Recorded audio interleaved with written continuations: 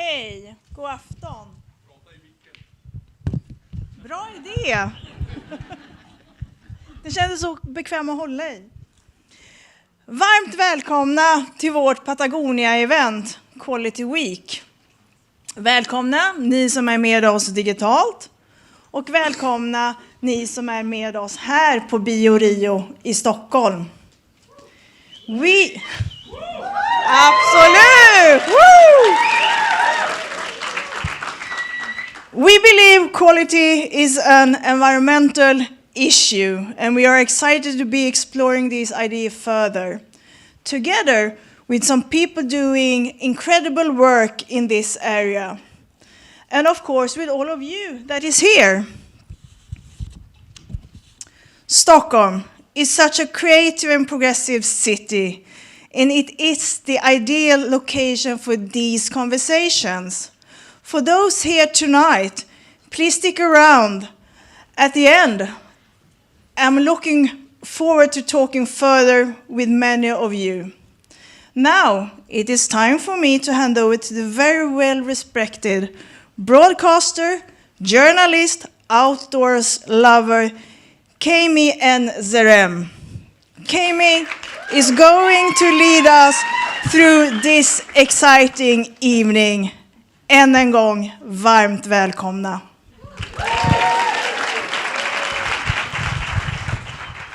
Jenny, thank you so much. They were lovely words. My Swedish is far from perfect, but I think I got the gist of it. Like Jenny said, my name's Keme Nzerem. I'm a journalist, a broadcaster, a presenter, and I'm also co-founder of Opening Up the Outdoors, which is an organisation which has... Thank you. Supported by Patagonia and others, and it works to open doors to more people of colour who want to get into adventure sport and outdoor sport. I'm going to be your guide for a wonderful evening of discussion, of learning, of film, and this being a Patagonia event, of course, a few surprises and a bit of music too.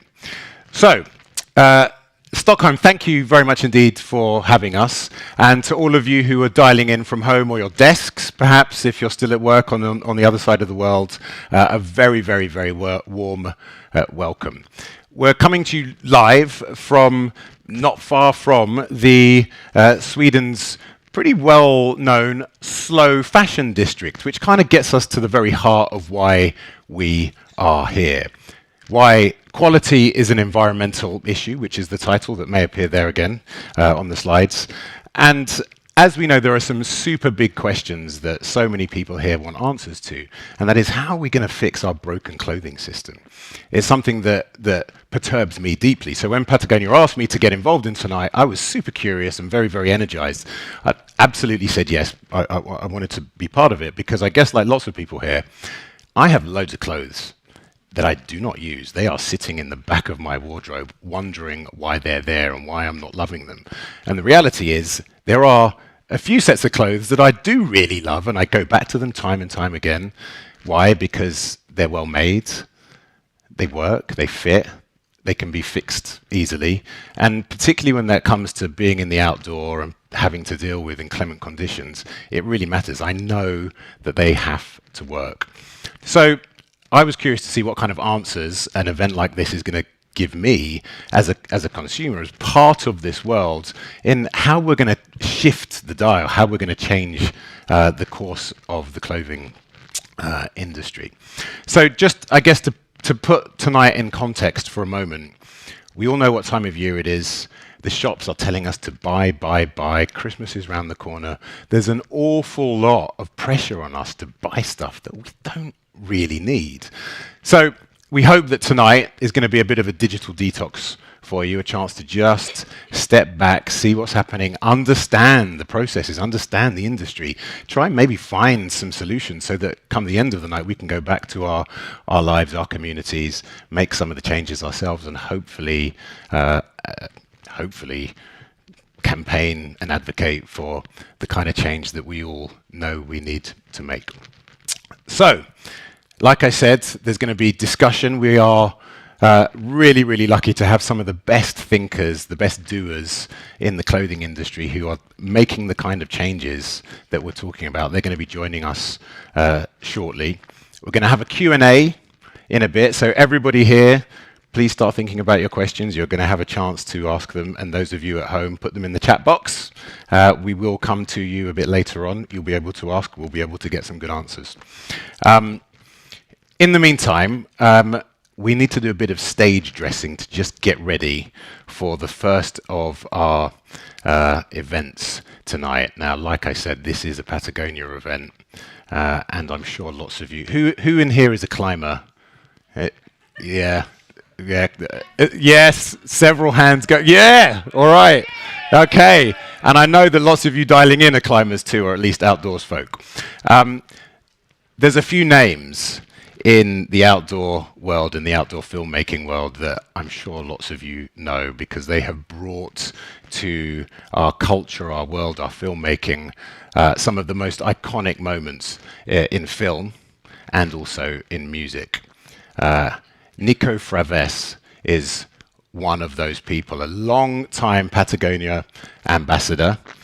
He has coined and penned some of the most famous songs, normally with his long-time climbing buddy, Sean Villanova O'Driscoll. Now, Sean was meant to be here with Nico. Life intervened. So, Sean, Nico put the shout out to the social media, to the internet, and guess what?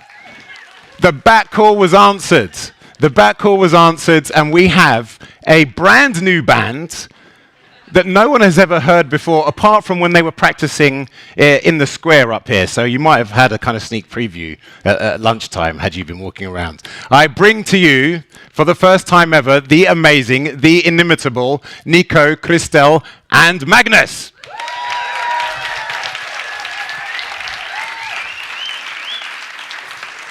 Sorry. Oh, there we go. Yeah, this is live after all these things happen. All right. Yeah. Hello, Stockholm. By the way, before I start, this is a disclaimer. I started learning how to play the flute 2 weeks ago.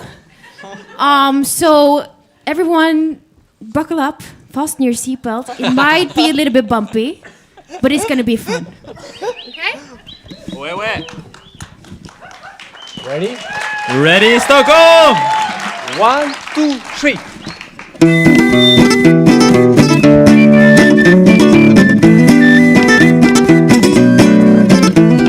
What shall we do with a drunken sailor? What shall we do with a drunken sailor? What shall we do with a drunken sailor early in the morning? Way up she rises, way up she rises, way up she rises early in the morning. Shave his belly with a rusty razor, shave his belly with a rusty razor, shave his balls with a rusty razor early in the morning. Way up she rises, way up she rises, way up she rises early in the morning.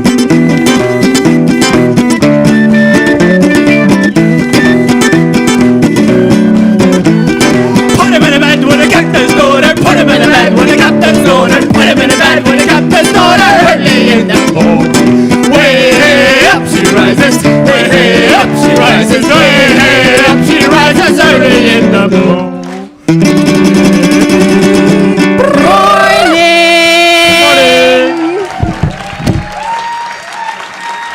Thank you, Stockholm.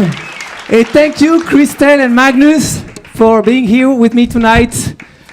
It takes at least 2 people to replace Sean.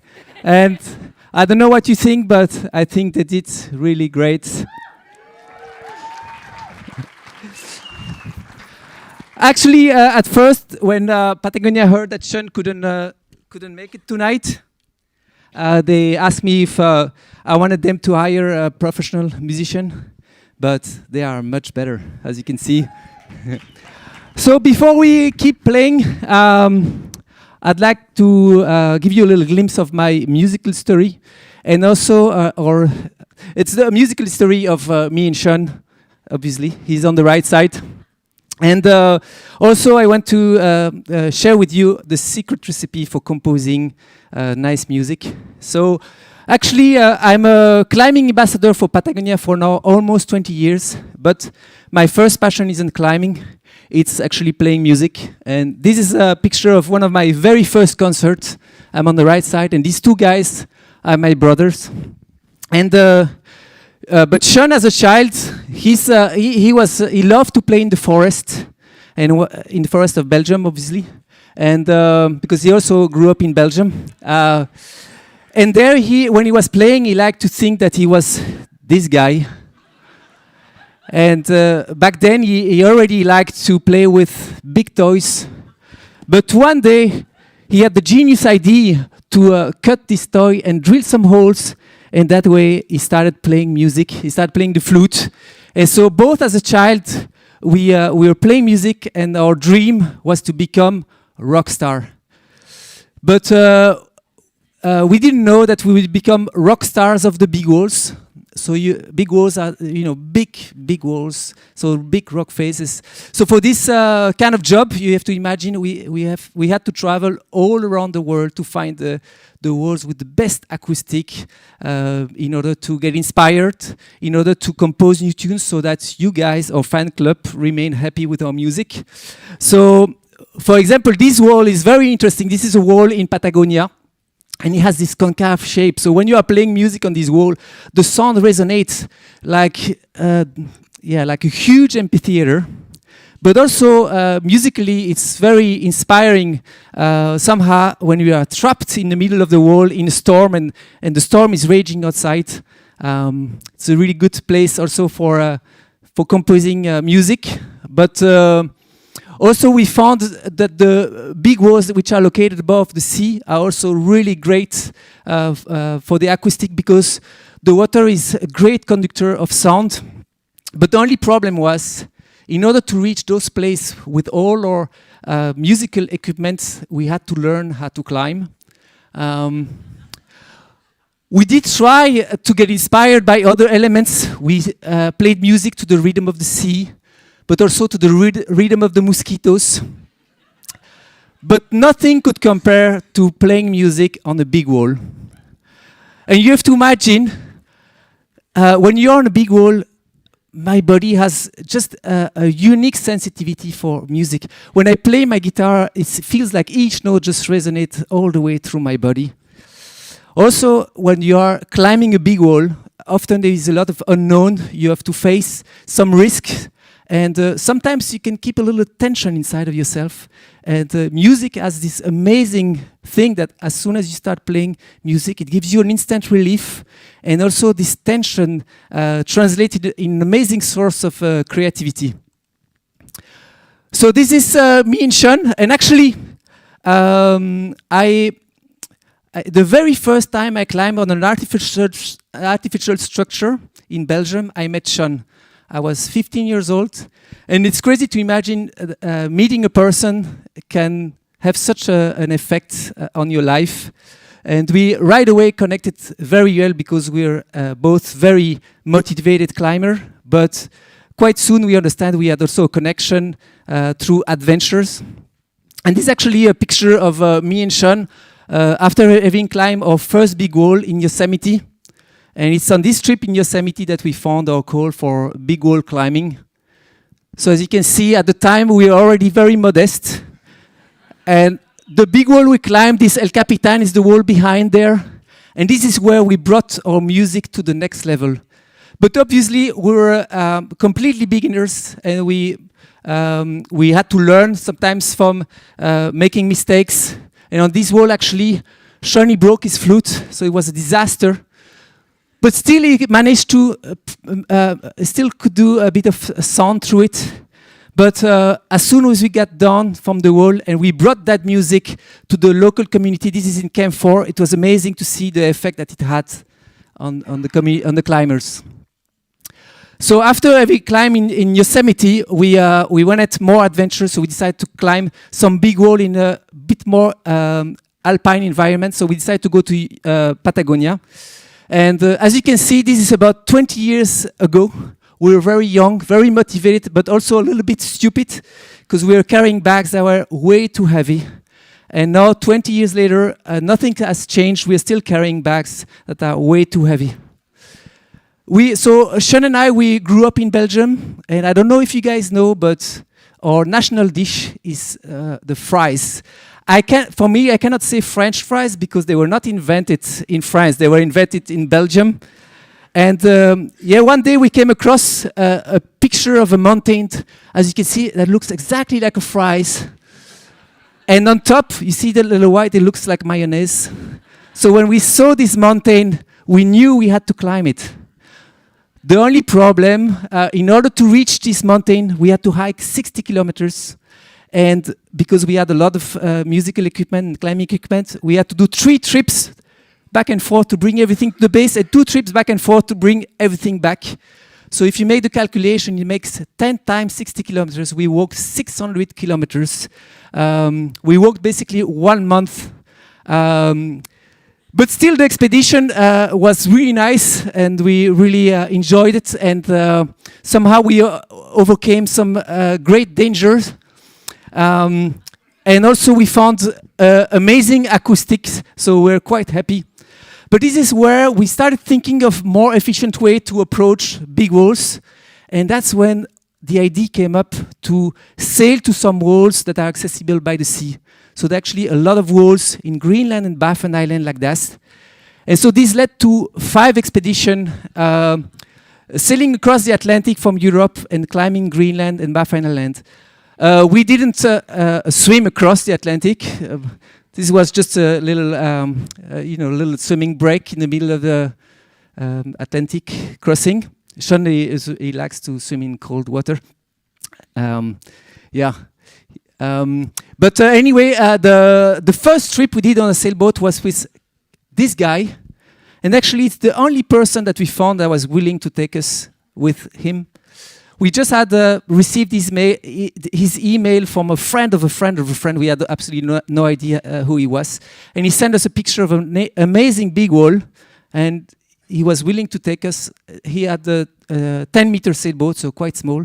But the commitment was to go 3 months with this guy we had never met. And we learned a bit lower in the email he mentioned he was already 75 and a retired priest. So this made us hesitate a little bit. But soon we started to understand that going with the priest had a great advantage because obviously he was going to pray for us. So in the climbing we had nothing to worry about. And also it took very little time to understand that he was just as crazy as us. So we made actually some great music together.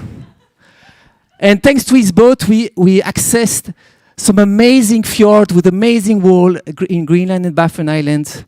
And it was amazing. And on those expeditions for climbing, we had to do just 1 step and then we would climb the wall instead of walking for a month. Yeah, we found some amazing climbing. But there were also other places that were really inspiring for climbing, for music for us. One of these places is Venezuela. You are climbing above the Amazon jungle, and you can't imagine the sound that the jungle. It's a constant sound of all these animals, birds and monkeys and I don't know many different animals and playing there felt like somehow we were getting really connected to that kind of nature. But there is also one expedition. In China, it was the coldest expedition we have done. We were on the border of Kyrgyzstan in a mountain range called Kokshalto, and we actually spent 13 days on this face. And during the whole time, the frost in our portalage didn't even melt. It was like living in a freezer. And so this made the climbing also very interesting. But because of the cold, in order to get warm, we had to learn some faster rhythm. So as you can imagine, when you go on a trip like this, the quality of the equipment is really crucial. For example, if I don't have a good sound quality through my mandolin, I can be in the best location with the best acoustic, and still I won't get inspired to compose a song. And it's the same with all our climbing equipment. It has to be functional, but also it's a fine line between durability. We have to know that it will last the whole expedition, and at the same time, it has to be light, obviously, because this is crucial when you are climbing. So actually, 5 years ago, Patagonia contacted us to compose a song for the 25th birthday of the R1. This is actually the R1. And it's the only piece of Patagonia that I've worn on every single expedition. So we're quite flattered that Patagonia trusted our musical skill.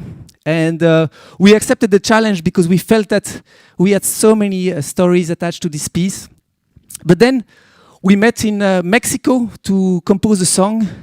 And quickly we understood that we had quite a bit of trouble to get inspired. We were not in our natural composing environment. But slowly we found some height and the inspiration came. Also, we found out that the local bus in Mexico have great acoustic. And then there is a lyric that I personally wrote about making popcorn in the portage. And I have to say I'm quite proud that over the years I've gained a lot of experience making popcorn in the portage. I became expert, let's say. And so for these lyrics, to support the lyrics, we filled the portage with popcorn. And I was really excited, as you see. And then you see that Sean wasn't as excited as me. This is because on our first Atlantic crossing, I was making popcorn all the time, and Sean was seasick. And so now, whenever he smells popcorn, he feels seasick. So now we're going to play Done in R1. It's a song that celebrates all the adventures done with this piece. Welcome on stage, Christelle and Magnus for extra support. Thank you.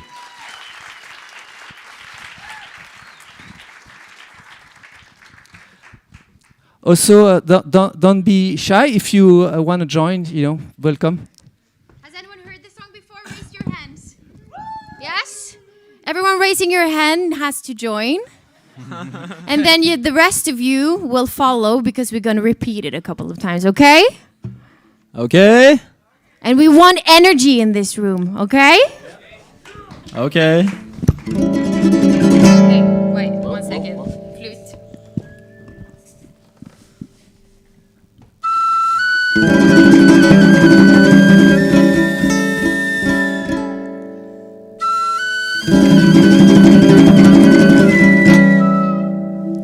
One, two, three.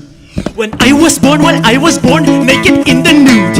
And that's how I like to run when I'm in the mood. But when climbing in an outfit or on a long mountain run, to avoid the dirty rush, I like to wear R1. Wear R1. Wear R1. Wear R1. Colin Haley, Tommy Colwood, and Steve House. Their style in the mountains is to move light and fast, to keep nice and warm with less weight underhands. They like to wear R1, but no underpants. No underpants. No underpants. No underpants. Well, this Royal Capitan, it was done in an hour. Nagabara Makulu, it was done in an hour. In the woods I like to poo, it was done in an hour. Making love in the mountain view, it was done in an hour. Done in hour, done in hour, done in hour. So.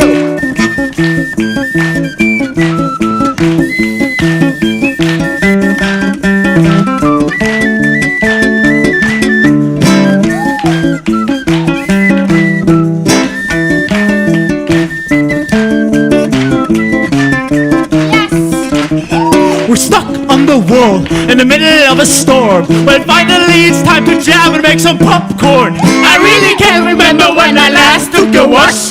With my ninja hoodie, I just zip it up so push. It's my armor, it's my outfit, my pajama, my tuxedo. It's my girlfriend, my tower, and it helps my libido. More than 20 years, it hasn't changed a yard. Much like Cheryl or Eva Chenard. Now if one day you destroy a lovely outfit, don't forget the Wonder Crew who probably fix it. And remember, it's always better to have a hole in your R1 than an R1 inside of your closet. What is Royal Capitan? It was done in an hour. Nakababa Makulu. It was done in an hour. In the woods I like to poo. It was done in an hour. Making love in a Mountain Dew. It was done in an hour. Done in a one. Done in a one. Done in a one. Solo.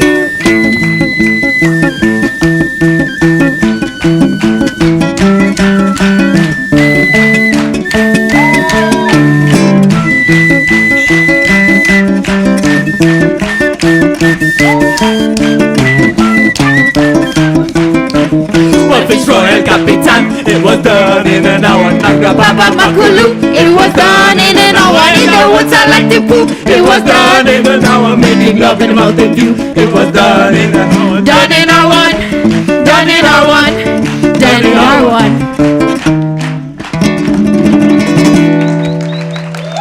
1, 2, 3. What is Royal Capitan? It was done in an hour. Nakababa Makulu. It was done in an hour. In the woods I like to poo. It was done in an hour. Making love in a Mountain Dew. It was done in an hour. Done in our one. Done in our one. Done in our one. Our one.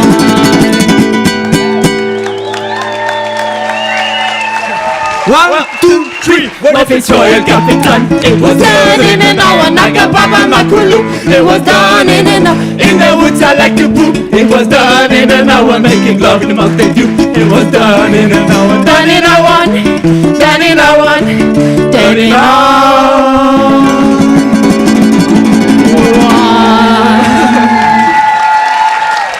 Thank you, Stockholm. Thank you, Stockholm.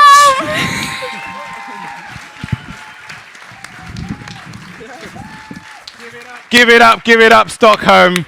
Give it up, a massive round of applause. Thank you so much to Nico, to Christelle and Magnus. I kind of feel like I should be up here naked doing some kind of interpretive dance to somehow kind of follow that. But yeah, there's a message in there. And the message is not that hard to find. It's about quality, right? And the next section of the evening, we're going to dive a bit deeper into why the clothing industry has got to where it is now. And we're going to dive into that via a brilliant left field film called Shitthropocene. Has anyone seen it already? A few people. Okay. It's really fun, this movie, because it takes a very, very serious subject, but it pokes fun at it, but it really gets to the bottom of why we as humans are predetermined, we are pre-designed to seek desire, to try and get satisfaction, and how the clothing industry and marketing and advertising has figured out how to hotwire the system to keep us searching for satisfaction through the permanent acquisition of new clothes. Fast fashion. So, how did we actually get there, and how did marketing do that? We're going to watch the film, and in two parts. At the end of part one, we have got a brilliant thinker, Dr. Karin Ekstrom from the University of Boris, who's a marketing expert, who's going to really help us understand why we are where we are. We're then going to watch part two of the film, and we've got another panel with three amazing people from the clothing industry to talk us through what their respective organizations are doing to try and envisage new ways of making, selling, marketing clothing so that we can find a better way of doing this, so we don't keep selling so much, insert the beginning of the name of this film, into the planetary system. So, it's about 15 minutes of the film, and then we're going to have a 10-minute chat, and then we'll go to the rest of the film. So, please sit tight for part one of Shitthropocene.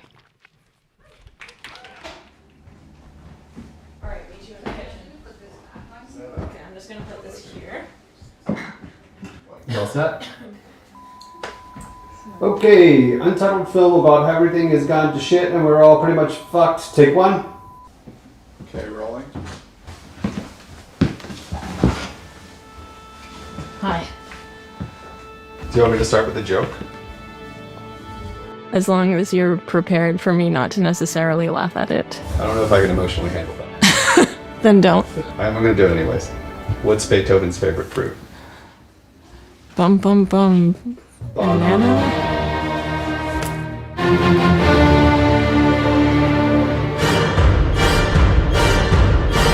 Consumption is the act of consuming things.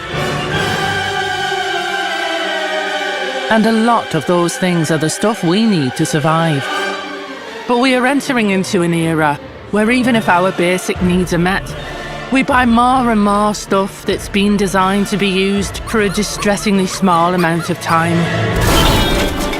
Particularly our clothing, which accounts for up to 10% of carbon emissions and is filling our landfills with regrettable fashion decisions. Do we really want to tell this story? Ugh. The decrease in quality and acceleration of turning resources into rubbish is doing bad things to our planet, which is bad because that's where almost all of us live. Until now, no one has ever really bothered to look into it. Join us as we talk to leading experts in the field.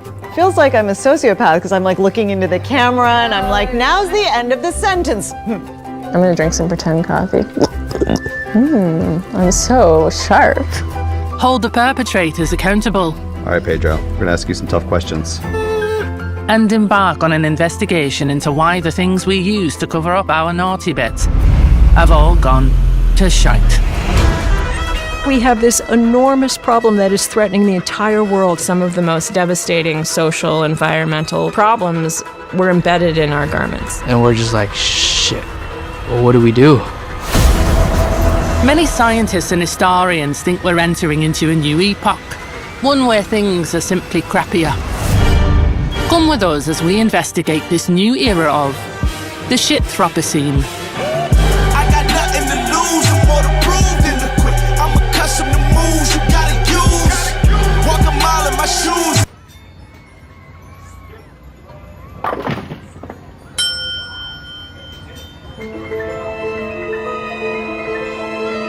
The Shitthropocene is characterised by things that are shitty, like a global decrease in the standard of living, consumer products that simply fall apart, and cooking websites where you have to read someone's whole life story before you can get to the recipe. You might be wondering, how do we decide this is the world we want to live in? It couldn't have happened by accident, like the invention of gravity or the periodic resurrection of the McRib. It was a really long string of decisions made by human beings that got us here. But in order to understand how we got to this place, we'd have to understand how decisions were even made. It turns out, decisions are made mostly in something scientists are calling the brain. What is the meaning of life? Why do we do the things we do? If I perceive this color as blue and you perceive it as blue, is it the same thing? All those kind of questions that you start asking. This is what we call biologic decision making. It's a process that began 3 billion years ago when a single cell happened to have a mutation that allowed it to change shape when it encountered a chemical in its environment. This single-celled fella's name was Stephen. He had a friend named Brian, who was a bit of a pudding pie. But together they were about to invent what we now call a decision. It's not exactly a decision the way we think of human decisions, but a cell, a single cell, can go towards something that is nutritious and away from something that's toxic. And that's why there is no one named Brian anymore.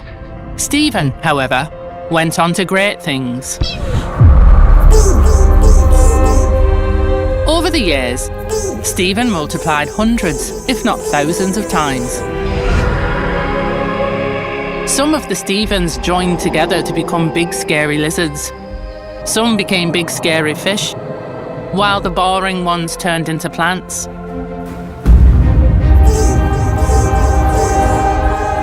The only Stevens that were successful, though, were the ones that made good decisions for billions of years, until evolution culminated in the silliest of all possible life forms.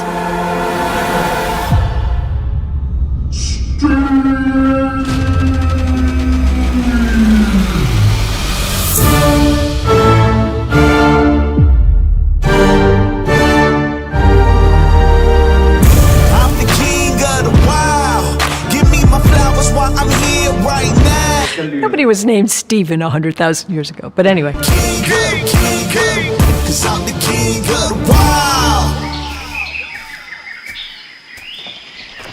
So the things that determine the design of our neural equipment were things that had survival advantage. These survival advantages were things like the ability to make and use tools, or seduce other cave people to make wee cave sprogs.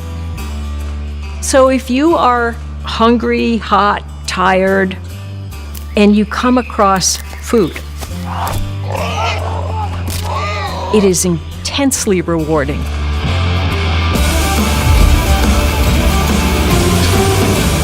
You get a powerful dopaminergic reward to help teach you what you need to survive.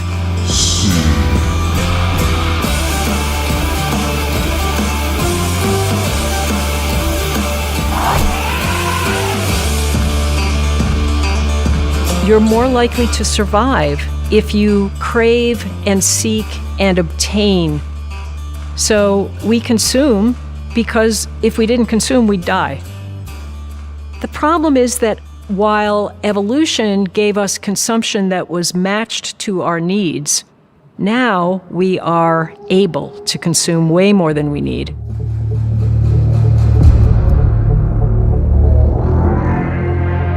You have unlimited, almost, amounts of goods, and it requires energy and resources to make those goods. And so, our enormous capacity to consume is no longer a survival advantage when you think about the planetary consequences.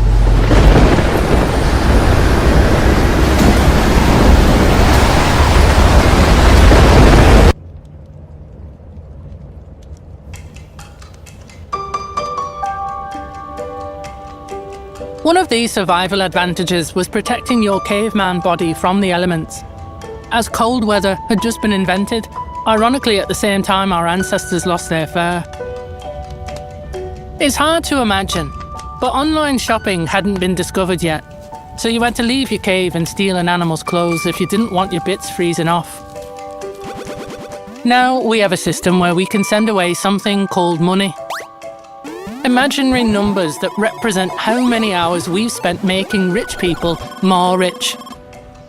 And days or even hours later, things show up at our door, whether we need it or not. Clothing was once used to keep us protected from the elements, but is now primarily used to flex on an online platform called TikTok before being thrown away. To understand if this smorgasbord of questionable transactions is altogether necessary, we sent a crew to document the ongoing efforts of a randomly selected clothing company that had nothing to do with the funding of this film. Hello! Check, check. All right, can I cuss in this? I'm trying not to. Oh, right. sorry, there will be absolutely no swearing in this film. Fuck. She won't like this film if you see these. I'm not actually going to watch it, so. Yeah. I understand that your hats are made of fishing nets. So what happens if the fishermen want them back? That's a good question. So what about the other planets? Can't we just go there once we're done here? So tell me more about how your shit doesn't really stink. There's a sunk cost to the planet for every product that we make. Our job is to live in the tension of trying to save the home planet by virtue of making and selling stuff. Patagonia, the apparel company, is a spin-off of Naturkompaniet, which is a climbing equipment business. When we started making climbing gear, it was a life and death situation. And so quality's always been extremely important to us. As we started making more and different things, quality needed to evolve at the same time. Early on, Ivan followed a set of core principles and how he was going to approach making product, the design quality philosophy. Environmental impact was not always the heartbeat of our decision-making process, but throughout our history, durability has really been the hallmark. And durability shares a wonderful space with minimizing the cost to the environment. We're trying to use this company as a tool for social change, and we're trying to show other companies that by doing things right, you can also do very well at it too. Quality is an environmental issue. Doing fewer things better, and as a result, selling fewer products out into the world. We learned a whole lot through that process, and what we learned was that it's really hard to do high quality apparel and to do it well. So one of the realities is you're not always going to get it right. And that's actually, I think, part of the important recipe, because you learn so much more from that which was not easy and that was hard won. All right, so were there any mishaps that were like particularly informative? I'm trying to decide whether this should be on film. Fuck it, let's go. So, yeah, funniest thing ever. One day, we get a call from Ivan. Ivan wanted Patagonia to make fishing waders. And he was like, let's figure out a better way. And waders are the most complicated and technical product you could make. People hike 15 miles in it, poking holes in something that we're asking to be waterproof. It gets submerged under the water. So if there is one pinhole anywhere below the water, it's gonna leak. In 18 months, we developed the first waders. They were selling like crazy. And then season after season, we made slightly different versions. And then the Rio Gallegos come out.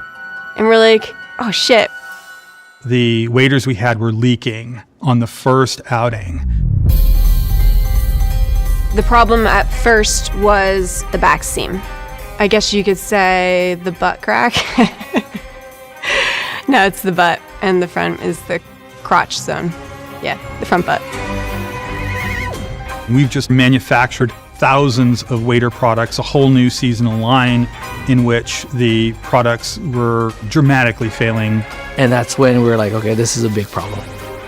Waders in particular are one of our most carbon-intensive products that we make. And if we fail, it's just going to end up in a landfill.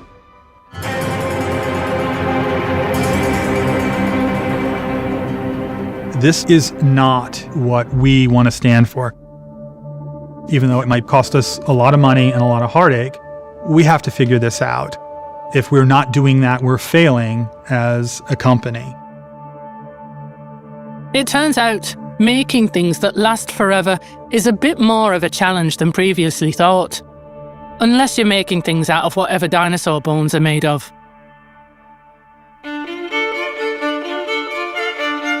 And speaking of dinosaurs and old things, when we last left our furless friend Stephen, he was busy inventing things like fire and the first selfie.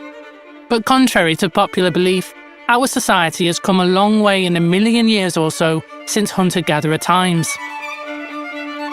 The next biggest milestone in the story of humanity was the invention of the hot dog, then corn dogs, then dogs in a blanket, which was later changed to pigs in a blanket because they weren't even made of dogs after all that.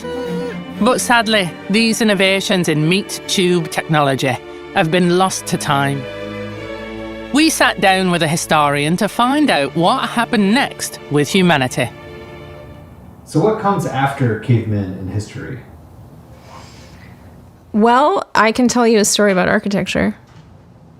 Sure. Seems like we're skipping a bunch, but you're the historian. I thought so.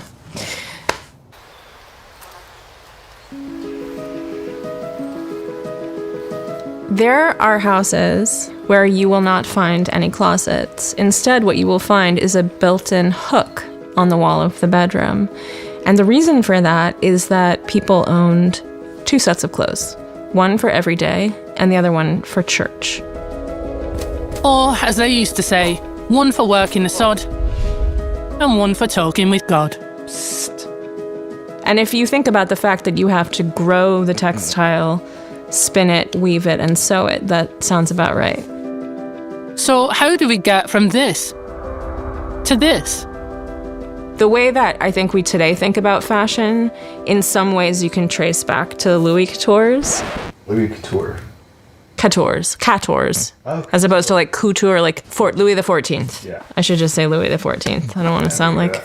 It's too late now. Should I start over with Louis XIV? Sure. All right. Louis XIV is the king, Colbert is his finance minister, and together they come up with a really smart plan to boost sales of Lyon-produced silk. So this was actually part of a project to raise France's revenue. Not only did they make it illegal to buy foreign luxury goods, they also instituted a rule by which after a certain time of year, you had to switch over and start buying velvet and silk. So they had the, silk makers in Lyon change patterns so that you could tell who was wearing last year's silk. You wanted me to say, and that's how they invented the fashion season. They said the best things in life are free, but that don't fly with the birds and bees. I got expenses and I got needs. I need to spend me a little more G's. Seasons had first been invented so farmers knew when to plant food, and so poets would have cold, sad months when they could write poetry.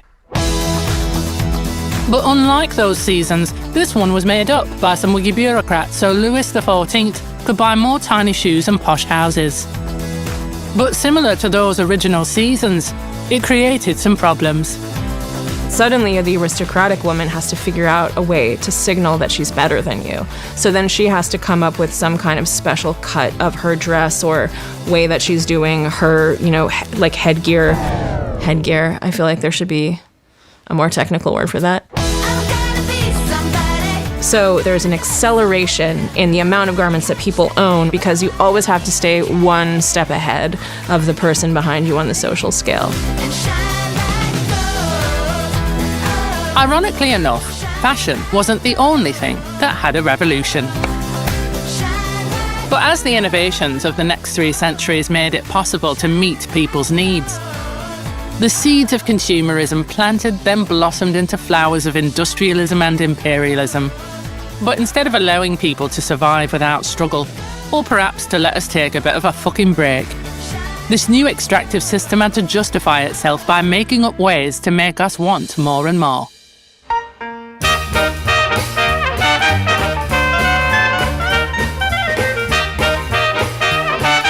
Well, marketing and advertising as a field kind of comes into being in the 1920s. Its whole way of working is to take this dissatisfaction that people are feeling in their industrial jobs, in their jobs that aren't really that creative, in work that suddenly doesn't have quite as much meaning as it might have in the past.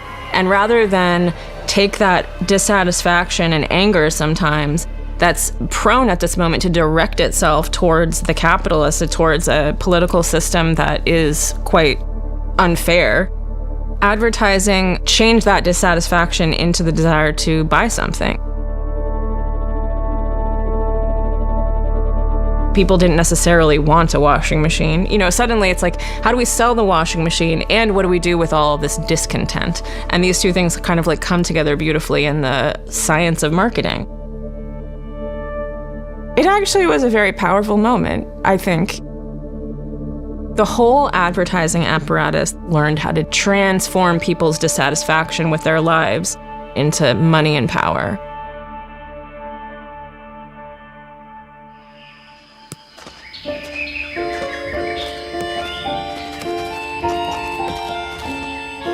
But how does being crossed at a global system of exploitation send us down the path of consumerism?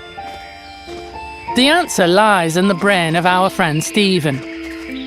It turns out that the things that make him really good at surviving and passing on his genes can be used to make him do things that don't have a whole lot to do with surviving or passing on his genes. To illustrate this point, we've hired this actor who fancies himself Cary Grant, a real cad, to play the role of a corporate muttonhead and go head-to-head against our Steve in a battle of modern techniques versus our caveman brains. But not a real battle, more of a pretend battle. Fear of missing out and last chance deals cause our brain to think about scarcity. So instead of you thinking about how great this shirt is that you could get, you start worrying about losing out. And so you buy it and you feel a strong reward in your brain. Our tragically simple friend Stephen thinks he's won. But in reality, we also respond strongly to how good the deal is. Medial prefrontal cortex, a specific part of brain circuitry, actively codes for how reasonable the price is. Stephen thinks he scored a smashing deal. But the muttonhead wins the day. There's also novelty in getting us to buy things. Think about a shirt that you have in your closet right now. Over time, you get used to it, and your brain circuits get used to it too. So the new things that you see are even more exciting in comparison. And so you buy and buy, and buying more and more things. These marketing tactics habituate our brains to continued consumption. Buying more and more things feels more and more normal. But maybe some of the decisions you're making are happening because of outside influences that might not be the ones that you wanted to use.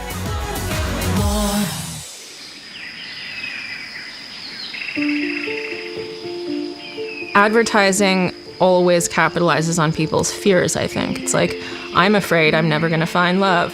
I'm afraid I'm never going to get in shape. I'm afraid I'm never going to get hired. All of those fears are exactly what advertisers use to make you want to buy a thing. Marketing really does quite consciously attempt to transform people's dissatisfaction with their lives and direct it into a purchase. Marketing says that reward is happiness, that when I get that little buzz from something new or somebody attractive or some entertainment, that's happiness. If that were true, those of us caught in the web of consumerism would be the happiest people on the planet. We buy more and more. We go to our jobs, make money, and fill up our lives with things we buy. But while our closets might be full, our hearts are empty. But are we really that vulnerable? Are we so easily manipulated by flashy advertisements? More on that after this flashy advertisement. Forget everything you thought you knew about fishing waders. And make way for the X2000 Ripple Ninja. This latest innovation, fish pants, is here to change the whole f***ing game. With a sick new design and an impenetrable front butt, and an insane price of just $1,000.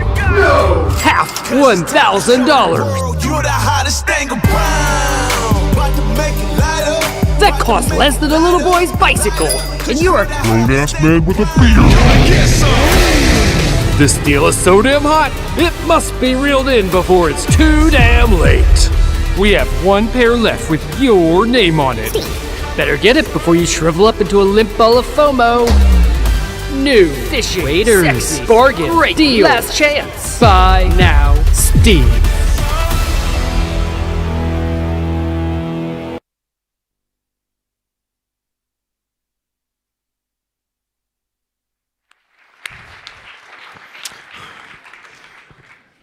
Yeah, watching that, I kind of had a moment of self-reflection and thought, I so often shrivel up into a limp ball of FOMO. Okay, so to discuss so much of that stuff, please welcome to the stage Professor Karin Ekstrom from the University of Bonn. Thanks. Well. It's certainly food for thought, isn't it? Yes. Consumption has done this to us. Is it even possible to reconfigure, to reprogram? I think so. I'm optimistic. I think human beings can change it, but I don't think consumers only can change it. It has to be, all social agents. So it has to be producers, designers, distributors, marketers, and also I think governmental agencies. Every part of this triangle has to play its role, and it's not really fair to land it on the people that feel the FOMO. No, no. So how is it that marketing as an industry and advertising as a craft, if you like, or an art form, if you want to call it that, how has it got quite so damn good at manipulating us? I think marketing industries are very well aware of what motivates us as consumers, and they know that we are buying things not for necessarily material needs. We have enough clothes in our closets, but we buy things very much for social needs because we influence each other. And I think also in order to do something about consumption of clothes, overconsumption, I think we have to realize that we have to understand how people influence each other. A lot of research has been on the individual, but you have to understand that we are social human beings and we influence each other. And we kind of saw, there was a reference to that in the film, of course, because the society woman of Louis XIV had to stay one step ahead of the next woman. Yes. And what's the modern equivalent of that?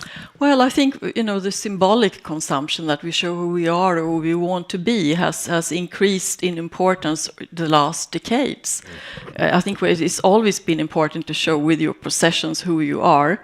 I mean, if we go back several hundred years ago, but it has accelerated the last decades. And this is a problem because we show, we try to be someone else with our consumption, and that thereby consumption accelerate. Yeah. And marketers are aware of this, so it's novelty, it's new fashion all the time, and to an excess. And why has it become quite so fast then? Well, I think it's because consumers, of course, react to this. I mean, I think, and also, of course, the low prices. If we talk about clothing, it's a low price. It is damaged a lot, I think. And we are at the point now that we just have to take this very, very seriously, because the waste of textiles is damaging our environment. And when we look at, I urge everyone here, actually, Dr. Ekstrom has written extensively on the matters. I've been reading your book, Boning Up on My Marketing Facts. But some of the data, the amount of clothing that gets thrown away every year, it's extraordinary. Yeah, it is extraordinary. But also, I think what I want also to emphasize is that shopping has become a leisure activity. It never used to be. If we go back, 50 years ago, it was not like this. But today, people spend time shopping, and no one has ever been able to show that shopping is making us happy. So it doesn't give us happiness. And even a couple of generations ago, clothing may well have been a significant portion of somebody's will. Yes. And now... Yeah. And people valued clothes. Actually, we did a study when we interviewed people born in the 40s and asked them about their relation to clothes, and we found they were very environmentally conscious, we thought, because they were really carefully planning their clothes, what they bought, and looking at the material and so on. But actually, they were not environmentalists in their way of acting they were, but they were not acting because of those reasons. They were acting like this because they were brought up when there were not a lot of clothes. There were this, they had to think more scarcity. So some of it is just being economically rational, and some of it is cultural. Yeah. So I know we started by saying we can't just pin this all on the consumer, but what can consumers do? Make more conscious choice and become more aware. And I think up till, just a few years ago, I think in general consumers didn't think about how much environmental problems the textile industry is causing. Today people can become more aware, but still not sufficiently aware. So I think knowledge and breaking habits, and that's difficult. And as I said earlier, I think we also have to understand how we influence each other. A lot of research has been on the attitude-behavior gap, how we maybe think, most of us, that environment is important, but then we don't behave like that. And why don't we behave like environmentally sound? Well, we have to figure out why. Well, probably because we influence each other and to keep up with fashion and trends and keep buying. And as you said, in the coming weeks, this will accelerate. So you mentioned talking to older consumers. What about younger consumers? Because I know when I speak to my daughters, for example, they are of a generation where secondhand, there is no stigma involved in secondhand clothing. In fact, there's kudos to be found and really, really good quality stuff. So on the one hand, they will their first port of call, oftentimes when it comes to buying clothes, is Vinted and Depop and the rest of it. Yet, at the same time, they will happily buy from your regular high street fast fashion brands. So, if both things are true, how do we educate and encourage the consumers of tomorrow? I think, educate consumers about materials, and also how to care for clothes. And I also think the retailers have a big job to educate consumers. Because today, if you buy clothes, it's not so easy to know, about the materials. Previously, the older generations, they knew about the materials, and the materials were good. Today, sometimes the materials are very, very bad. So I think, getting educated about this. But when it comes to secondhand, it has also become a trend, and this is good. I like that. But secondhand can also be overconsumption. If you think about secondhand bought online, you can, send it away by shipping it and the transportation, and that is not so good. So there's obviously environmental costs, even if something exists already. Yeah. Can we fix marketing? Yeah, I think so. I think we can, but we have, as consumers, we can vote with our feet, to choose the marketers we trust. And I also think marketers have a responsibility, because I say to my students, marketers are social agents, and they have a responsibility. And I think we have to demand as consumers, responsible marketing. And I try to teach my consumers to not take any job, to really pick the companies you work for and sleep good at night. And I myself, throughout my life, I got offers from companies and I said no, because I didn't believe in the value system. So I think that's important, not only for students, but for consumers. And there's another factor to this that is perhaps harder, and that is fast fashion is cheap. Yeah. And if there is a human rights element to this, everybody deserves or should have an equal right to feel good and comfortable and equal in the clothing that they're wearing. And if we look at the history of legislation, there were laws in the past that would stop lower class citizens from wearing nice clothes. So when we think about justice, it becomes a bit easy to say fast fashion is bad, and then it means that some people are effectively banned from owning clothes because they can't afford anything else. Yeah. So how do we get around that? Yeah, that's a difficult question. I thought a lot about that because, personally, I'm not in favor of fast fashion. But since today's society is very much built up on consumption, and as I said before, social comparison and consumption is a social marker in many, many instances. Therefore, it's very difficult to stay outside. So consumption includes, and it also excludes people. As both. Yeah. And therefore, if you don't have the money to buy the clothes that are in fashion, or you maybe buy fast fashion because that's what you can afford, I completely understand this. More solutions needed. Yeah. Dr. Karin Ekstrom, thank you very much indeed for those brilliant insights. Stay with me for 1 second. We'll leave the stage together because we're about to go on to part 2 of the film. Where we're going to delve a little bit more into product. But first we have a little quiz for you, and the answer will be in the film. So don't worry, we'll give you a clue.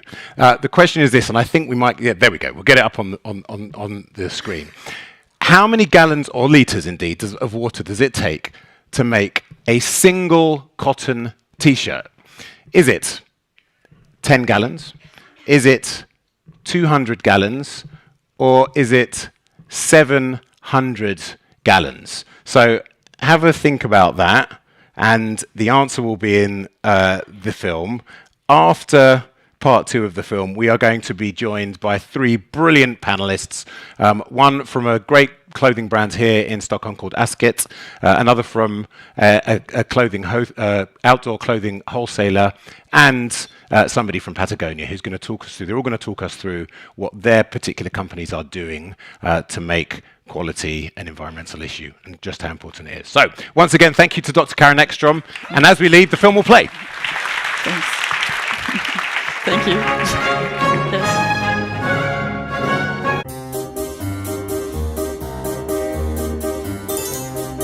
Back at Patagonia HQ, the team was wading into dangerous waters. And those waters were full of tiny fish called customers. And those customers were getting wet. But not in a good way like fishes are supposed to be. And that made them angry. So when the waders shit the bed, the vibe was like a fire drill. All hands on deck. Everyone needs to figure it out. So we had this brilliant idea. Why don't we just get the 6 people most responsible for making every product we make, the designer, the developer, the quality person, the materials person, and the product line manager together to find the solution. That was really the start of the Wader Taskforce.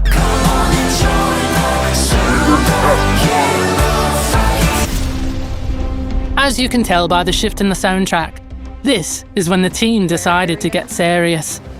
At that time, we were working with a cut and sew factory. It turned out we were asking this factory to do something that they were not capable of doing. The problem at first was the leaking at the back seam. So we developed a new seam tape. Put the seam tape on a pair of waders and sent it out for lab testing. We did this wash durability test called a killer wash. How is that seam holding up, and what is it going to look like after months or even years of use? We do zipper testing. We put it on this other machine, checking the tensile strength of it. Or there's, I don't even know what the test is called, but it's this twisting test to test the torque. What it is, now what it do, rock on and pop and lock them on too. It was amazing. The seam tape was so durable. One of the best seam tapes we've ever seen. And then it went out for field testing. And then we started getting leaks. We were like, what? In the end, it was pretty much all of the seams were compromised. According to the dictionary, compromised is just a posh way of saying crappy or shite. Alright, so what's the big deal? This all seems very, very time-consuming and expensive. Yvonne has a saying, and this is really something that's instilled in many different parts of our organization, where if we do the right thing, the business will grow. I would always rather be in the business of doing fewer things better than be in the business of slinging cheap stuff for the sake of consumerism. in the early days of Patagonia. The problem was that people were buying it too much. Some people had, every colorway of a snap tee that we made. And then someone got this bright idea to really talk about, how do we convince people to only buy what they need? World-renowned company famous for outdoor clothing and gear, encouraging consumers to limit their spending to help Mother Earth. Our niche is to make something better. So we're going to try to make clothing that lasts as long as possible. Ivan believed that when designing the product, the first thing you should do is make it durable. After that, you make it repairable, and that's really about extending the time in the wild of the jacket for as long as you can. After that, we've thought about resale. We have our wornwear business, so we want to make it resellable. And then finally, when the thing is so thrashed that it ends up in a pile, we want to ensure that we can harvest those ingredients and put them into the next useful life. So when we build these waders, we're thinking about how we're going to keep them in use as long as possible so that we don't have to keep on creating new. But if making things that last forever is good for business, then how did we get to the point where the majority of the clothes we buy are designed to last about as long as a pet hamster in a kindergarten class? For that, we need to go back and ask our historian, who seems to have dozed off. Go ahead. Talk? Okay. This whole story is an intensification of the story that began with imperialism. But there are certain things that you can point to. Like in the 70s, this multinational accord was signed called the Multi-Fiber Agreement. This was a response to all of the apparel that was coming into the US market from Asia. So each country could only send a certain amount of garments to the US each year. And in 2005, the Multi-Fiber Agreement went away. Pretty much overnight, the price of clothing drops in half. And to the astonishment of big stores who hadn't seen this coming, people pretty much, without missing a beat, just started buying twice as much. According to our producers, buying twice as much is nearly double the amount previously bought. And this math was multiplied even farther by a new thing called the internet, which until that point had been used mainly by men with bad haircuts before they morphed into modern-day robber barons.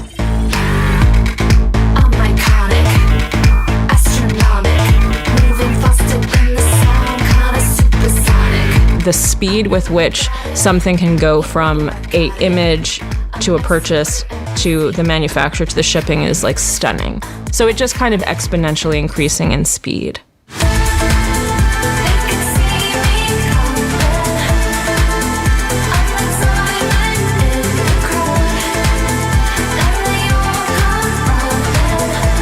The opening of the cheap clothing floodgates along with the speediness of the internet combined to create something called the turbo apparel canon, which was later changed to fast fashion because of alliteration.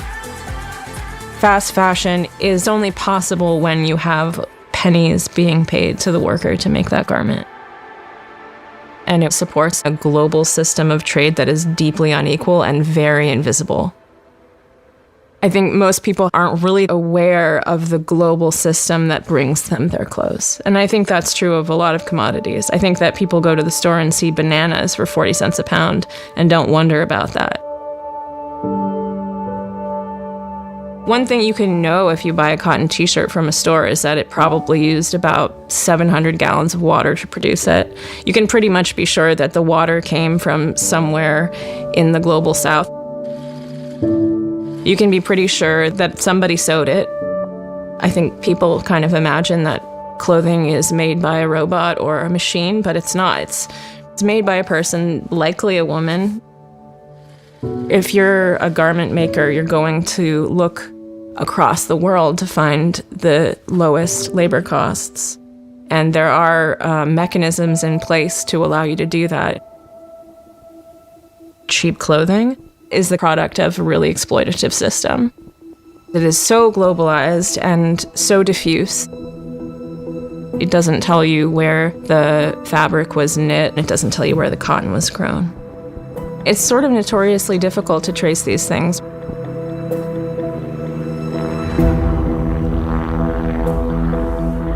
So I took a little trip, went to some cotton fields, and boy, it was a real eye-opener. I mean, they're killing fields. There's nothing out there that's alive. And, you know, cotton was 20% of our sales. And I said, I don't care. I'm not going to do this. We switched to organic cotton in 1996. And back then, there were issues of where's the supply chain? How are they growing it? How do we know it's organic cotton? Where are they getting the seeds? There was a whole lot that we didn't know going on in our supply chain, but we needed to know the impact of our materials and that the people involved in making the product have fair access to work and wage.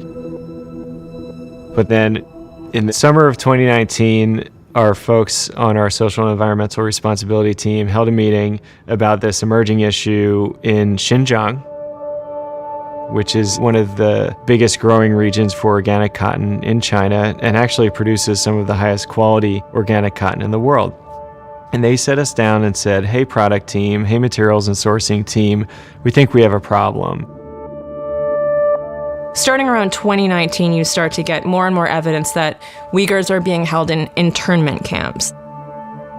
Products from inside these internment camps are entering the global supply chain. Big companies are using cotton, textiles, and garments that are being produced by people in internment camps. Brands, people who make things, we're the ones who need to take responsibility for what we know is happening on our behalf. And we need to be responsible for what's happening to the people in our supply chains. Once you flip the rock over and see what ugly bits are living underneath it, you don't have a choice to flip the rock back over. You have to fix it. So if supply chains are hard to look inside of, and it's hard to verify the bits and pieces that go into our clothes anyway, what hope is there to know where things actually come from? For this part of the documentary, we travelled to New Zealand, where the scientists don't wear trousers. So we had to get clever about how we framed our interview shots. So I think I read somewhere that you guys are essentially a silver bullet in terms of tracing supply chains. No. Nope. So, I mean, unfortunately, we are not, and nothing is at this point.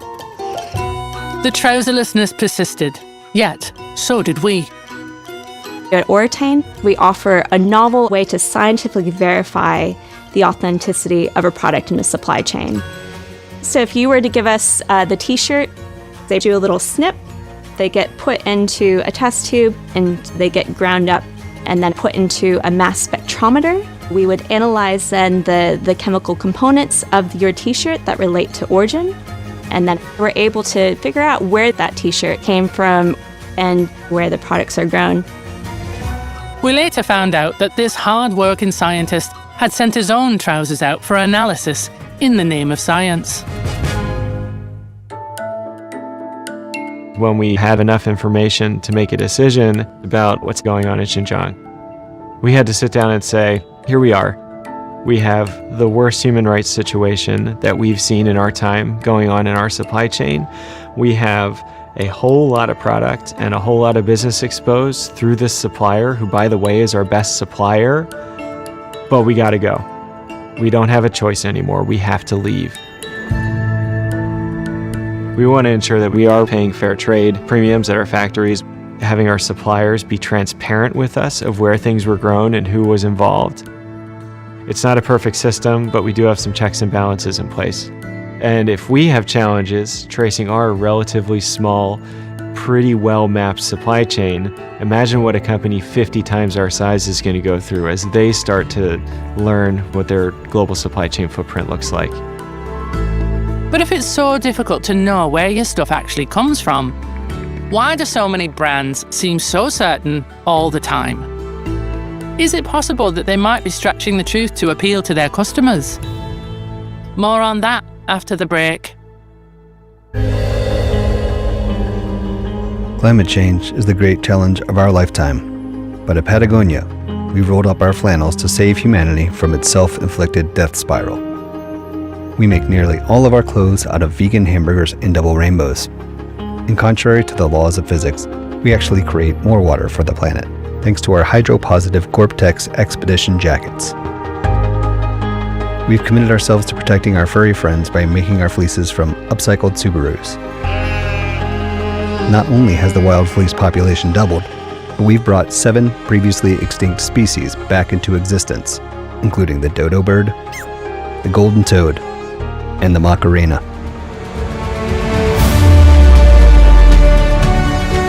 When Earth was facing certain destruction from an incoming asteroid, Patagonia finally and literally fulfilled our company's mission to save the home planet by assembling a team of astronauts to fly into space, land on this death rock, and destroy it from within with an organic, plant-based atomic bomb, just minutes before entering the Earth's atmosphere. We interrupt this ad because it has come to our attention that these advertisements are all blatantly false. Unfortunately, this is all too common. Brands can lie to you in all sorts of ways, from misleading labelling to spurious claims about recycling and circular economies, and feel-good marketing that makes you think your clothes are made in a factory full of happy puppy dogs. We apologise for the inconvenience. The corporate muttonhead has been sacked. Now back to our programme for the exciting conclusion of the Waders saga. I definitely woke up many days, 4 a.m., 3 a.m., couldn't sleep. Because if a company is saying that they are sustainable, the wader couldn't fail. If it fails, you kind of fail. So you know how most people say, you do your best thinking on the throne? For me, it just happened to be in bed. I was just laying there just stressing about this, and that's where it came to me. And I brought it up. It was the funniest thing ever.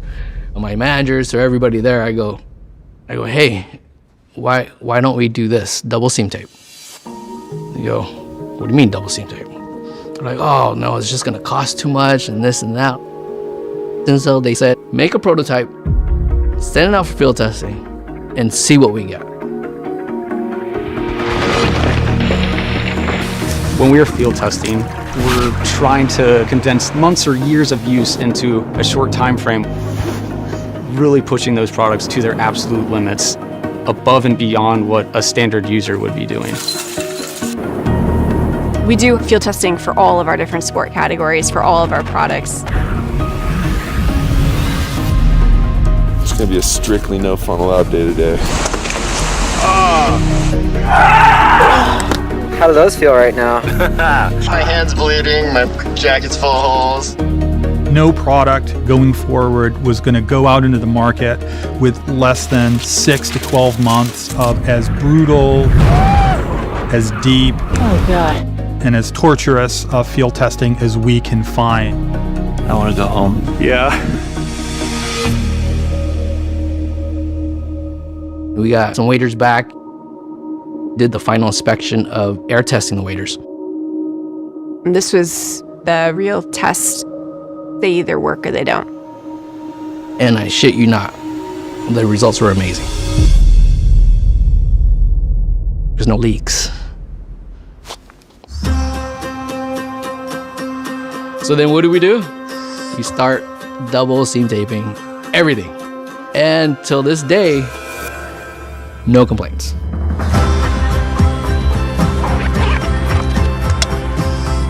There are 2 important lessons to be learned here from the whole fishing trousers debacle. The first being, most things can be fixed with tape. And the second being, making things that last a long time is actually quite hard, even if the solutions are rarely simple. But it's something we have to do if we're not to drown in a sea of cargo shorts on an unlivable planet. Quality is lifetime's work, and the work is nowhere near finished, and we don't even have it all figured out.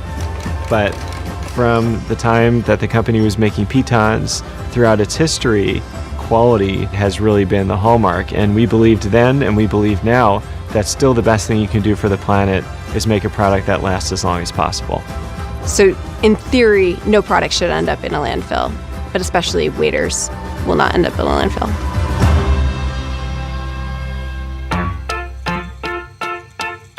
As you can probably tell from the tone of this last bit, we've arrived at the end of the documentary.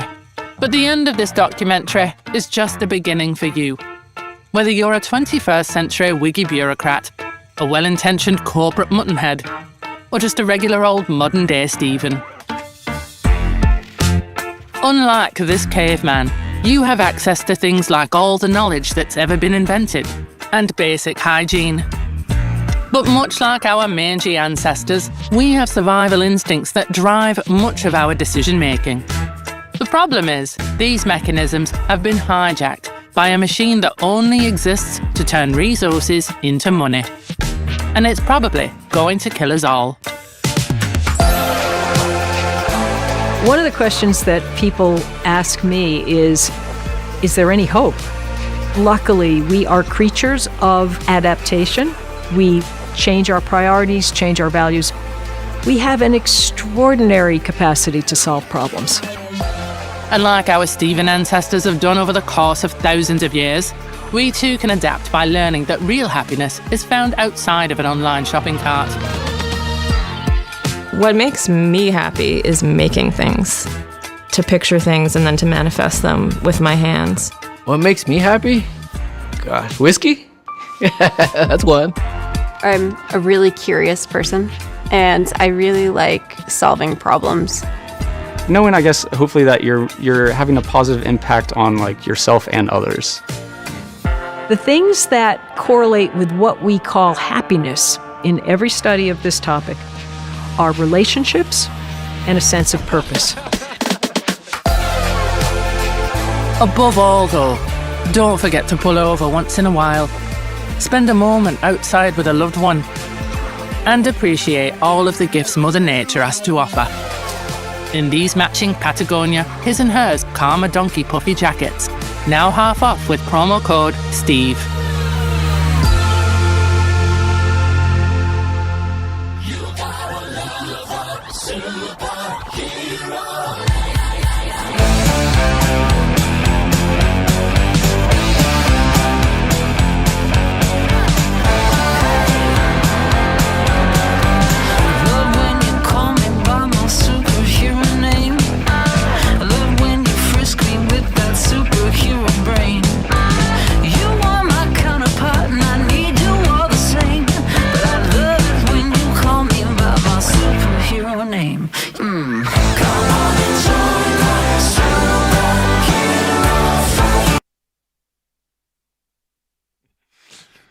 All right.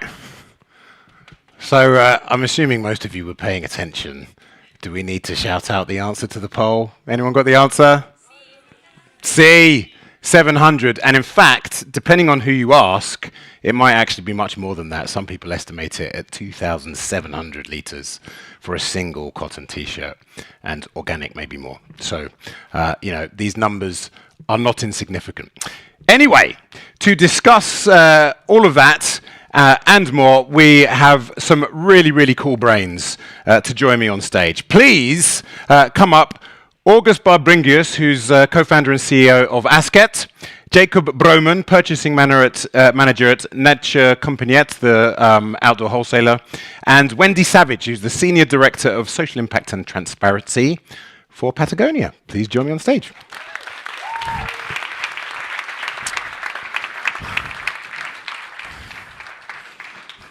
Wendy. So this is August, this is Jakob, this is Wendy. Thank you very much indeed for coming to share the considerable knowledge that you have all amassed. We're going to do 10 minutes of chat here. Then you guys have 10 minutes of Q&A, and that includes everybody that's dialing in from home. So please do get your questions into the chat, and then another little surprise when we finish up. Right, so here's the thing, right?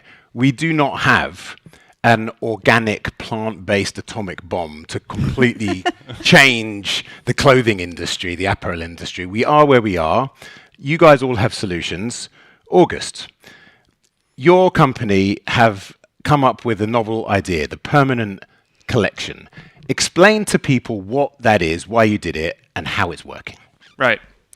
So about 10 years ago, my co-founder Jakob and I found ourselves, like Steve, being deeply unhappy and frustrated with the contents of our wardrobes. We looked at our wardrobes and, we had so much clothing but still nothing to wear. I think that's something that everyone can relate to, or a lot of people can relate to. And the stuff that we actually ended up wearing more frequently, day in, day out, were always the same type of garments. These sort of wardrobe archetypes, timeless classics, based on great fit, high quality, low-key, sort of monochrome colors, no flashy logos, strange patterns, whatnot. And so we decided to sort of take that into our own hands and to address the core issue of the fashion industry, which is planned obsolescence, as detailed in this beautiful film, and create a business based on a single permanent collection, adding just one garment at a time for the sort of lifetime of our company. And with a permanent collection, that means that every garment has to stand the test of time. Every garment has to adhere to basically eternal aesthetic relevance. And quality. And that means there's an end to it. So basically, next year, after 10 years, we're going to have launched about 45 garments, and we're launching the last garment that goes to our permanent collection next year. So there's no more kind of innovate, no more big picture innovating. No, there won't be. So basically, that's one part of it. It is to reject the idea of planned obsolescence that is basically written in our founding documents. How's it working out? Slow and steady. Right. Slow and steady. And I think that's part of it. It's about going from, instant gratification to delayed gratification, to a slower frequency of consumption, loyalty, buying one t-shirt every 5 years. If you come back to us doing that, we're going to be super happy with that. And are you sporting, are you wearing is this the evidence before us? Head to toe. Lots of prototypes here too.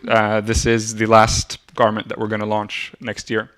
And the other part, so it's the product, of course, which is the core. And the other part is, as we talked about too, how we communicate it, with marketing being the agent, and straying away from communication that triggers impulse and sort of ill-considered purchases. So no discounting, no sales, no 99.99 pricing, shutting down on Black Friday. So the idea is, consumers, you own something, it's good, it's going to last a long time, and you're going to love it forever. And you're going to love it forever, and because you love it so much, you're eventually going to come back and buy it again, preferably from us. So another thing that you do, and this is where I want to bring Jakob in, is you try and provide full transparency on the full production cost of all parts of the garment. Now, Jakob, talk to us about what you guys have been doing to try and educate consumers, try and give them as much information as you possibly can about the environmental impact, potential social impact as well of your stock. Yeah, I mean, not sounding like a parrot, but I think we are dealing as much in trust as in garments and equipment. So basically what I think is really important to consider is that in order to make an investment into a product and knowing that it's the right one, you need some expertise and some help. And throughout our 46 stores in Norway and Sweden, we have put a lot of time into training and education with brilliant brands that helps us do that. And selling the right product instead of any product. So it's function that matters to us. And the best products that we typically trust most is the stuff that we know has been used for a long time, that we know has been sold secondhand once before, that we know that my father had this jacket and now I'm inheriting it. Just growing up, you can all remember, hopefully, that you saw your bigger sibling or whatever. It's like, oh, soon he's going to grow out of it. And it's going to be mine. Yeah, So, but that comes down to you need to trust us, and that is not something that is for free. But we have a lot of those things that has been, the same more or less for 50 years. Of course, the materials have been changed to organic cotton, for example. But we are a product of what the brands are doing, and then we try to struggle and hold things back a little bit. Like, okay, if this worked last year or 10 years ago, it's going to work next year as well. And have you noticed a change in consumer curiosity? Do they and when you perhaps recommend something to them that is more expensive, do they still just want the cheapest thing? Where does quality fit into this? Yeah, I mean, when we rarely talk price at all. We talk function and what you're actually going to use it for. So, but again, you need to trust us to listen to your needs, and then we bring the right product to you. So you don't need a 3-layer Gore-Tex hard shell pro shell walking the dog. For walking the dog. No, you might be able to trust us in this is what you're gonna need. You want it, it's not dangerous to get wet. It's quite fine, but people these days, or customers, and everybody is sort of treated a little bit like a transaction. It's a lot of messaging going out there, and everybody seeks knowledge. They want to know more, but there is so much to dig through before you get there. And what is the source? Like, there is so much information. So if we can be the trusted source, which is, I think, a lot of customers rely on that, and hopefully we can make the research for you and then present it in the store, and educate our staff, and hopefully the best products are the ones that will live on forever, as you said, August. Like Wendy, the trust is everything, right? And we saw there the story of the waders, and we also saw the story of cotton. That internal process of product refinement, quality, and also supply chain, and making sure that you are doing things right. That's a permanent process, right? Constantly. And we are really hard-headed as to what the lengths that we go to. We do trust, we create those relationships with suppliers and, our partners for a long time. But there's also that verification piece that, is part of our learning as well. Right. And obviously on this panel, we've got 3 producers. We've got a room generally full of consumers and users. We had Dr. Karin's expert analysis. There is a part of this that is not present to speak, and that's governance, that's regulation. And one of the things that brands always talk about is the need for a kind of level playing field and regulation to help everybody make the right decisions. You're here in Europe over the next few days, partly to talk to politicians about what you want to see governments do. Where are we? What needs to change? Yeah. So the need for regulation is so important, not only for the level playing field, but also for impact. So when you think about, the group of brands that have been doing this because it's the right thing to do for so many years, and, for the new brands as well, it's very difficult to move the needle when you're one voice or just one brand in a supplier that has 10 other brands that don't really care. And so I think legislation is so important, not just for the reporting piece of it, which can become an exercise of check the box, I do it, but also from the point of view of yes, check the box, but also do progress and make sure that there's impact along the way for that. And so that's the message that we want to share with politicians, our support for not only legislation, but strong, robust legislation that has a lot behind the scenes. And in mind, this is not just environmental legislation, this is workers' rights as well. Correct. This is both on the environment and social human rights, which also needs much more as well. Yeah. And clearly there are different jurisdictions. They all, the Europe-wide, statewide in the States, federally, even here in Sweden, right? The VAT changes on repair. I mean, we were talking about that earlier. Sometimes these little changes, and perhaps you can explain what changed and what impact that has on trying to do the right thing, making it easy for people to repair their goods.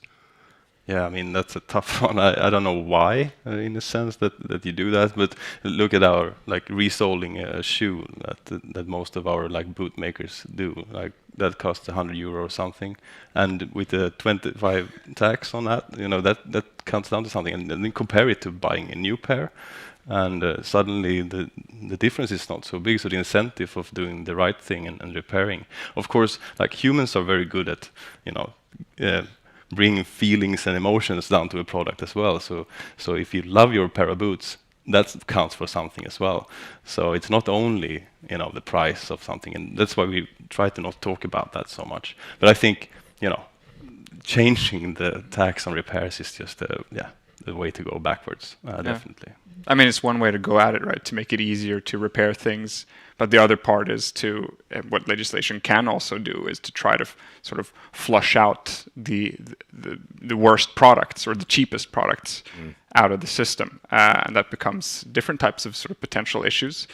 But because product is so cheap, we don't think when we buy it, we don't put any effort into considering what we're buying. And so we have no relationship to that garment. If we consider more expensive things like a designer sofa or a house or an apartment, we spend, you know, so much time and resources on researching and understanding what we're about to buy and making the right decision. And that makes it a gratifying experience. You sit in that sofa and you think about how you got to that decision and you made it right, and you enjoy the product so much more. And we need to sort of reinstill that type of relationship to clothing that our parents and grandparents had, when you really examine the product beforehand, because it costs a bit more. Yeah. And then you're also going to be more incentivized to actually repair and take care of the product. Jakob? And then No, sorry. No, and I was going to go back to your point on, you know, we're incentivized to buy cheap stuff as consumers, but that's because that's a lot of people have not grown up with the values that are, you know, the grandparents, and so the need for education also to bring back those values and bring back that education, just starting in your family, right? To that connection to the product is so important. And this is, you know, the reason why we want to connect the importance of quality as an environmental issue. Quality is not just for your products to, last, but it's an environmental issue because we're preventing that product from ending up in the landfill. Not in our landfills, mind you. They end up in landfills in the global south. In the global south, where, you know, we don't see even it. more out of sight. Out of sight, out of mind. Yeah, I can buy 20, 30 because it's not, you know, it's not polluting my community. And so I think, you know, legislation going hand in hand with education and just talking constantly, you know, to the younger generations as well. You know, we're thinking that we have all these children that are growing up with, you know, a different concept. And so, you know, I'm mirroring my child playing video games, but this is the thing, the access to the internet, you know, and the fast, you know, all of this information. So something that lies underneath all this, of course, is price, it's cost. And Dr. Ekstrom and I had you know, the beginnings of a discussion about that. How do we make quality affordable? No, I think it is affordable. You know, it's an investment that you do, and most things that has been around for a long time keeps their value. Like if you buy, if you can't afford it in the first place, I mean, we can look at the cost over a life cycle.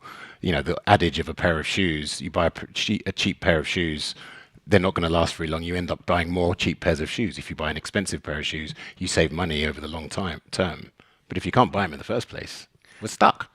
And I think that comes down to defining what is a material need and what is an artificial need. And that's where we try to talk about, you know, addressing actual needs and not trying to create artificial needs. And that is a social cultural issue, because what is it that pressures you to buy a new product? For the most of the part, it is, you know, and for most people in our society here, we need to reprogram humanity. It's not a material need; it's a societal need or a social need. I'm pretty sure if you're looking for function and you need something to keep you dry or warm or whatever, and you save up, I mean, saving up is something that you don't hear anymore in a way.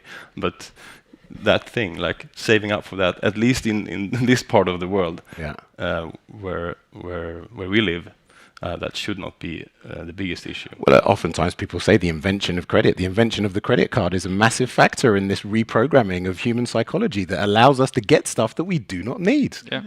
Right. Okay. Thank you very much indeed. That's probably enough from me. I feel very greedy. I've been able to pick your brains for my own knowledge here.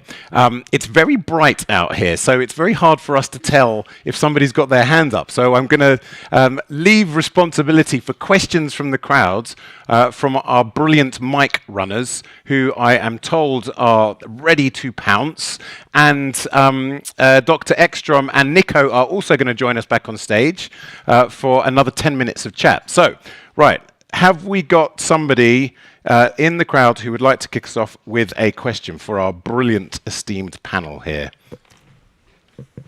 Somebody's going to be brave and stick their hand up. In the front row, because I can see if I do this. In the front row, please run a mic to the chap there in the white shirt and the suit. Thank you. And if you feel comfortable, let us know who you are and if you represent anyone. Perfect. My name is Alexis Gamboa. I'm here with my co-founder. We work in the space of circular economy. And I have a question to the panel. Do you think that business growth or company growth is just a casualty to be had looking for a better solution? Or you think it's possible to detach selling new products, selling more maybe unnecessary product to a certain point to the growth of a business? In a way that you can sustain growth while not just pumping new stuff or new shit into that is just not necessary. Who would you like to answer that? Well, many good options. I think I will start with you because I think I see you nodding from before. But absolutely, I would love to if someone else has something to add. Specifically also from the Patagonia side, that will be also very interesting. Thank you for the question. August. Yeah, I mean, basically, the question captures the essence of our business. At some point, we're not going to launch any more products. We're not going to use products to try to sort of upsell. And I think that growth is necessary to some extent to acquire the means to invest in things that are necessary to drive change, better materials, meet minimum order quantities on exclusive new sort of innovative materials. So there's a you need to get to a certain scale to be able to do things the way that you want to do them, to do the right things. But then that plateaus, and then growth no longer becomes necessary. And then you can go with collaborations, as Wendy talked about, instead to get access to materials and resources, information that you need instead. So I think it's just a matter of how greedy you are in the end, or and how you're funded. Basically, if you are funded by investors that are pushing you to sort of short-term commercial gains, then you're going to be pushed in that direction. But if you can steer clear from that, then you can find a nice balance. Yeah. Wendy. And I would just add that inevitably, if we want to be in business for the next 100 years, 200 years, we have to find solutions to continue to be profitable and grow without depleting resources, because that will also happen. Inevitably, we're going to run out of resources to use to make new stuff. And so, this idea that at Patagonia we've been talking about for many years, reduce, reuse, recycle, upcycle, resell, those are the things that we need to start maturing and improving the concept to make sure that not just the responsible brands, adopt this concept, but also mainstream brands, that it becomes sort of the new normal to just go rent something or buy used, or needing the technology to fiber to fiber recycling. So all of these things need to get to a point where it's profitable, because profit is needed for a business, and I mean for all of us, right? For our voices to be heard, these models have to be profitable. So I do agree that those are things that you can decouple the doing new stuff and the growth, because you can find growth in new ways of doing business and just innovative new ways. And collaboration or pre-competitive collaboration how important is that? Super important. And you know, when you think about sustainability, there's no competition there. I mean, we're all going to run out of resources, so we all have to protect those resources. And again, some of the things that we do is just sharing everything that we learn, so that others don't have to reinvent the wheel, right? Because we're not competing for who can save the more water or things like that. You know, we are all in the same mission. Some of us louder than others, but there's no planet B. Nope. Thank you. Who's next? Right, we have got a question. Second to back row. This is going to be a challenge. This is going to be a parkour challenge for the person with the mic. There you go. And yeah, let us know what your name is. I'm Dhananjay. Hi. I have a question on so you have some brands creating artificial need to sort of promote consumerism. So to solve that, would you go towards the regulation route, or would you go towards brands holding each other responsible enough, or would it be more from the bottom-up approach of consumer education? Dr. Ekstrom, I wonder if you have a view. Well, yeah, you said you had 3 strategies. I didn't hear the first one. You said the first? First is regulations. So yes. Having regulations or brands holding each other accountable. So, and the third is obviously consumer education, from the bottom up. Or is there any other strategy that is there? Well, I actually believe in all those. I think it's important with all those, and I think of course, a brand has a responsibility, and governments has a responsibility to make sure this functions in a sustainable way in our society, and also consumer education. I think that's very important. And in Sweden, we have consumer education in grammar school, but somewhat limited. And if you come to high school, it's up to the teacher if you want to discuss consumer and environmental issues, related to consumption. And I find that very, very bad, because at high school, then you really have to think even more about your future life and how you want to spend money and how you want to live your life. So I think that consumer education is very, very important. Yeah, we kind of leave young people to figure it out. I mean, for lots of us, we're just figuring it out ourselves, and the detail that was put forward in the film is, I think for a lot of people so that's why I buy so much stuff. Right, okay, the clock is ticking very fast. I think we might have time for a question from our online community. I don't know if our team have managed to get through. Yes, excellent. Lauren, hit us up. What are they saying out there? Yeah, we can. Great. We have a question from Vita, who's joining us online, and this one is to Wendy, and it's, why is it such a big problem with water? I understand the problems with pollution, etc., but I just don't get why the use of water is such a big issue. Can someone please explain? Yeah. Let me see an example. So when you think about water, when you think about a t-shirt, right, cotton t-shirt, you first need to grow the cotton, right, at the farm in order to get the raw material. Not only that, that's not only the water, but all along the process. So when you gin it, when you spin it, when you weave it, there's water needs all along. If you dye the fabric or the yarn, there's water involved as well. So there's water consumption by every single entity in the supply chain. And so when you add up all of that water, that's where you get the 700 liters per t-shirt. And when you think about that, all of these steps are happening in multiple different countries. Each country may have their own water scarcity problems. So then you are taking resources that should be used for consumption rather than for making a product. So that's why we try to make sure everyone understands that a t-shirt is not just a t-shirt, and it's not just the farm. It's every single process before it gets to you. So yeah, I hope that helps. And with water, it's particularly crucial, of course, because it's essential for sanitation, life. There are a whole bunch of other functions that people need it to support. Right. Okay. Clock ticking. I saw a hand was up. Yes, it was you, wasn't it? I thought I saw you. Excellent. In the second row, I think this is going to be the last question before we're going to have to wrap. So I know it's going to be a good one.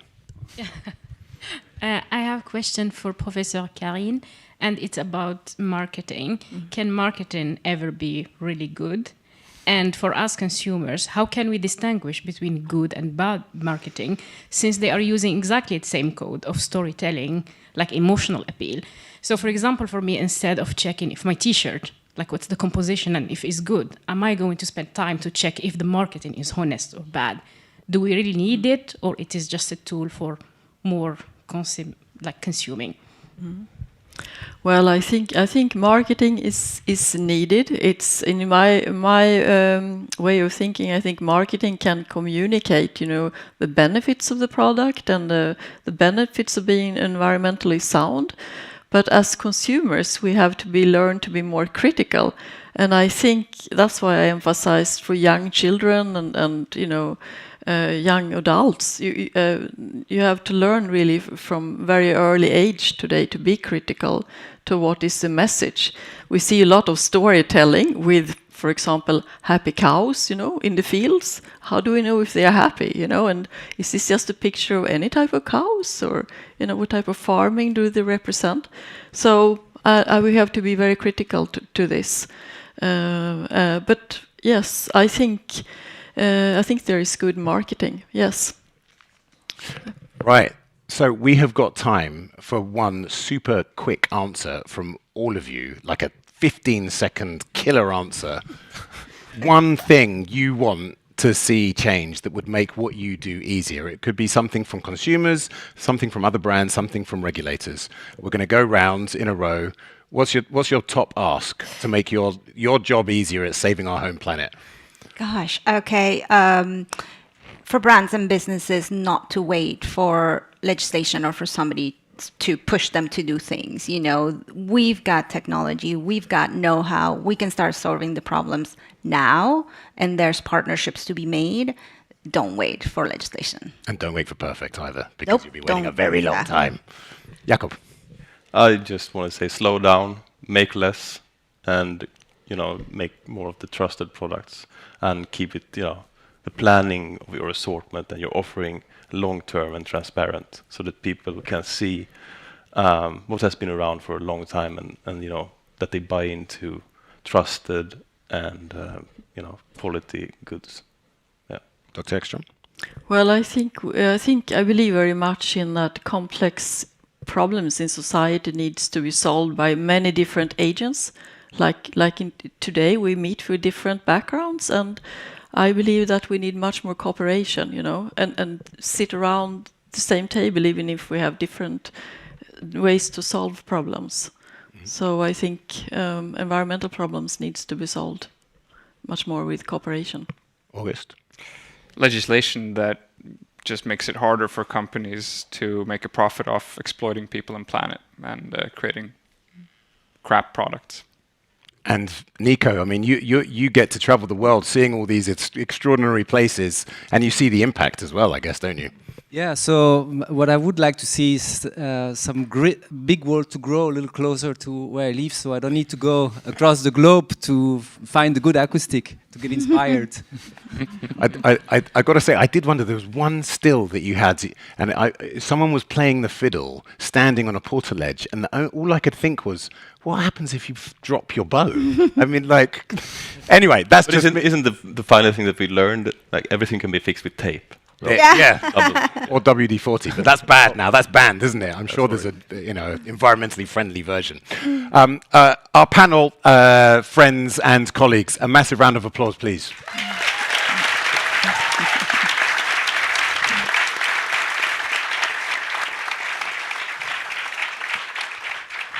And just before we go, we have a little surprise gift for you up on the screen. In a moment, we're going to see a QR code. But firstly, all proceeds from this evening are going to our partner NGOs. You can learn much more about them in the foyer. They each have information out there. So please do have a look at what they're doing and support their work. And if you want to know more about the kind of issues that we've been talking about tonight, go to the QR code that you will see in a second. There you go. And our friend Steve is back, because if you put in the secret code Steve100, you will get a free prize, which is a report that will give you all kinds of information and handy hints on how to learn more about the clothing industry and the changes that we can all make, the changes we all know we need to make to create the kind of industry that is less destructive. So I'm afraid that's all we have time for. It's been brilliant hanging out with you guys, learning and listening. One more clap, please.